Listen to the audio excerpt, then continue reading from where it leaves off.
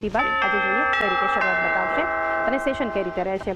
25,100ની આસપાસ 150 અંકના દબાણ સાથે શરૂઆત બતાવી છે નિફ્ટીએ। નિફ્ટી બેંક 51,450 પર 200 અંકનું એક દબાણ ઓલમોસ્ટ પ્રી ઓપનિંગના લેવલ્સની આસપાસ બંને મેજર ઇન્ડેક્સ ખુલતા દેખાડી રહ્યા છે। મિડકેપ જોઈએ તો અત્યારે 58,790 પર જોઈ રહ્યા છે 500 અંકના દબાણ સાથે ખાસું ગેપ ડાઉન ઓપનિંગ અત્યારે આપણને બજાર બતાવી રહ્યું છે। સ્મોલ કેપ 19,150 ઉપર 150 અંકથી વધારે ત્યાં પણ દબાણ સાથેની શરૂઆત થઈ છે। સેન્સેક્સમાં જોઈએ તો 82,050ના લેવલ્સ છે 500 અંકના દબાણ સાથેની ઓપનિંગ બતાવી રહ્યું છે અને એડવાન્સ ડિક્લાઇન રેશિયો પણ જુઓ ત્યારે 1384 કાઉન્ટર્સ ડિક્લાઇન તરફ છે તો સામે માત્ર 334 શેર્સ એવા છે એનએસસી પર કે જે એડવાન્સ સાથે આપણને શરૂઆત બતાવી રહ્યા છે। સેક્ટર્સની ચાલ જોઈ લઈએ। આટલા દબાણ સાથે છે તો કયા સેક્ટર્સ તરફથી સૌથી વધારે પ્રેશર? લગભગ બધા વેચવાલી તો બતાવી જ રહ્યા છે પરંતુ મેટલ જુઓ 1.25% નીચે। એફએમસીજી ફાર્મા 0.5% આસપાસનું દબાણ છે। રિયલ્ટીમાં એક વેચવાલી છે। નિફ્ટી આઈટી 1.5%નું દબાણ બતાવી રહ્યું છે। ઓઇલ એન્ડ ગેસમાં 0.5%ની વેચવાલી જોઈ રહ્યા છે।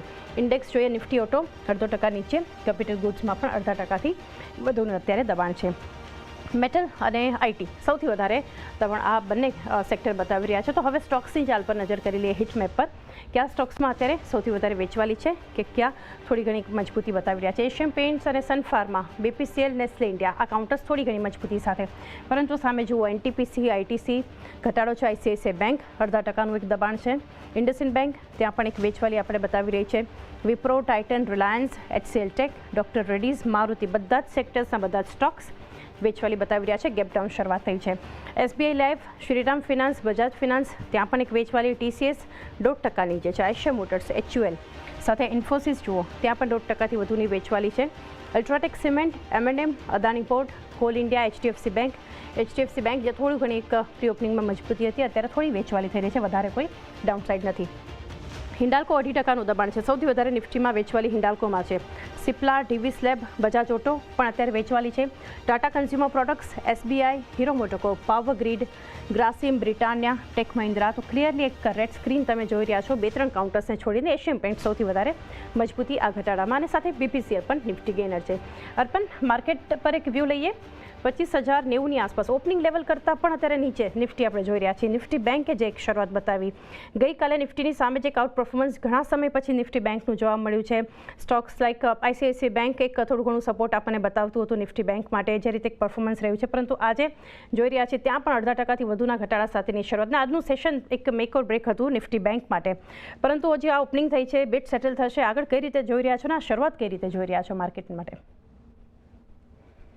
ચાંદની આજના દિવસે બેંક નિફ્ટીની એક્સપાયરી છે અને ગઈકાલે જે રીતે 51,500ના લેવલની ઉપર જે ક્લોઝ આપ્યું હતું પુટ રાઇટર્સનું એક બેઝ જે ઉપરની સાઈડ પર શિફ્ટ થયો હતો એ જોતા એવું લાગી રહ્યું હતું કે બેંક નિફ્ટી થોડું આઉટ પરફોર્મન્સ દેખાડી શકે છે। અને same way although out performance તો ના કહી શકો, પરંતુ બેંક કરન્ટલી નિફ્ટી 0.7 0.8%ના કટ સાથે ટ્રેડ થઈ રહી છે। એની સામે બેંક નિફ્ટી ઓનલી 0.5 to 0.6%ના કટ સાથે ટ્રેડ થઈ રહી છે।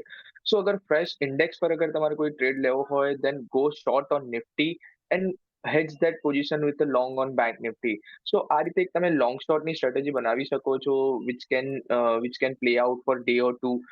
લોંગ શોર્ટ નિફ્ટી પર શોર્ટ અને બેંક નિફ્ટી પર long. Naked long time bank હું કોઈ પણ રેકમેન્ડ નહીં કરું કે નેકેડ શોર્ટ પણ કરંટ લેવલ પર રેકમેન્ડ નહીં કરું। લોંગ શોર્ટ સ્ટ્રેટેજી બનાવી હોય તો તમે નિફ્ટીમાં શોર્ટ જઈને બેંક નિફ્ટીમાં લોંગ જાઓ।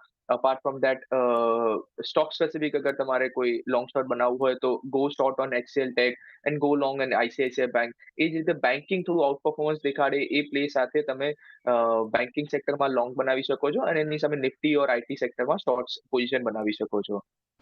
ઓકે, તો એક વ્યૂ માર્કેટની શરૂઆત પર અને જે રીતે આજે એક અનુમાન બનતું દેખાડી રહ્યું હતું કે ક્રૂડમાં ઘટાડો, આઈટી સેક્ટરમાં દબાણ થોડું ઘણું એક સપોર્ટિવ અહીંયાથી રહી શકે છે નિફ્ટી બેંક માટે અને એક નિફ્ટીની સામે ઓછા ઘટાડાનું અનુમાન હતું અત્યારે એ રીતે તો જોઈ રહ્યા છીએ। જોઈએ ઓપનિંગ બેટ્સ કઈ રીતે સેટલ થશે અને સેશન આગળ કઈ રીતે વધશે।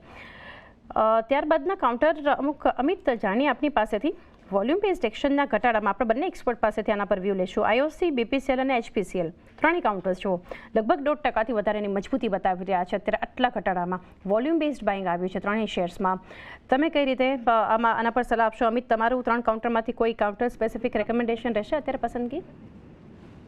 કાઉન્ટર સિલેક્ટ કરવા હોય તો મને લાગે છે આઈઓસી અને બીપીસીએલ બે કાઉન્ટરમાં સ્ટ્રેન્થ સારી લાગે રહી. જે હિસાબથી આપણે જોઈએ તો ઓવરઓલ આજના દિવસમાં જે હિસાબથી ક્રૂડમાં ઘટાડો આવ્યો છે એના લીધે આ બે કાઉન્ટરમાં આપણે જોશું આ બધામાં આપણને ઓએમસીસમાં બાઇંગ આપણને બનતા આપણને જોવા મળી રહ્યું છે. જે મહિનાથી બીપીસીએલ હું કહીશ કે પાછા 362 લેવલ બ્રેક કરી છે, લોંગની પોઝિશન ક્રિએટ કરીને સારા રહેશે 362 ના ઉપર બીપીસીએલમાં. અને આઈઓસી અત્યારે કરન્ટલી આપણે જોઈએ તો અપસાઇડમાં જે હિસાબથી બ્રેકઆઉટ લેવલ અહીંયાથી કરંટ લેવલ પર બનતા પણ જોવા મળે છે.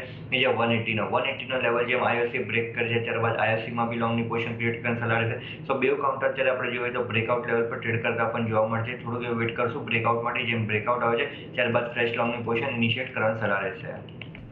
ઓકે, તો એક વ્યૂ અને આઈઓસી પર એક પસંદગી અને બીપીસીએલ પર પણ આવતી દેખાડી રહી છે ને. અત્યારે એફએનઓમાં પણ આ ગેઇનિંગ કાઉન્ટર્સ છે. ખાસ જે ક્રૂડના ઘટાડાની અસર છે એ જ સેક્ટર્સ, એ જ કંપનીઓ જેને ફાયદો છે અત્યારે એ જ પોઝિટિવ રિએક્ટ કરતી દેખાડી રહી છે. અર્પણ, આ ત્રણ કંપનીઓ માટે વ્યૂ?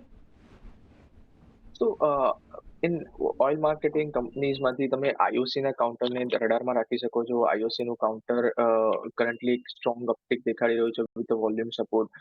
180નું એના માટે રેઝિસ્ટન્સ ઝોન છે, તો કરંટ લેવલ પર તમે ફ્રેશ પોઝિશન બનાવી શકો છો ને. જો 180ના લેવલને જો ક્રોસ કરે છે તો ફર્ધર પોઝિશનમાં તમે તમારું એડિશન કરી શકો છો.